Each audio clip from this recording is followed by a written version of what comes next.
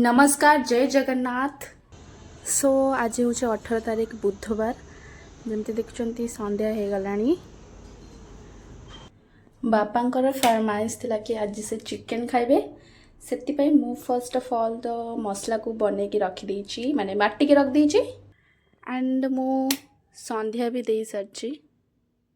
सो सांग मैंने जमती कि आपण मैंने देखुं मु एठी छोट छोट चिकेन को काटिकी रखी देछि आउ कंटा पीस गुड़ा एपट साइड रे गोटे प्लेट रे रख देछि। सो सांग मैंने जमती कि बापांकर इच्छा थिला जो नॉनवेज खाइया पई तो ये आपण मैंने देखी पारे जो छोटे छोटे चिकेन मु काटिकी रखी एटा को मु फर्स्ट ऑफ ऑल तो कषा करुच्ची जेहेतु मु चिकेन बिरयानी करी याको भल भाव कषि दूची। भल भाव चिकेन कषिला मो चाउल पकई सीझा मुताबिक पानी दे दीजिए एंड एपट साइड रे मु चिकेन तरकारी करछि जेहेतु बापा राति रे रोटी खाती तो रोटी सहित चिकेन तापर टिके बिरयानी एंड जमती देखुं मु भल भाव कषुची एपट साइड रे मो बापांकर डिनर थाली रेडी कर देछि। रोटी अच्छी बिरयानी तापर तरकारी चिकेन तरकारी एंड जेहेतु मु प्योर वेजिटेरियन तो हे गले प्योर वेजिटेरियन तो मोर डिनर थाली एया एंड देखा गोटे वीडियो रही जय जगन्नाथ।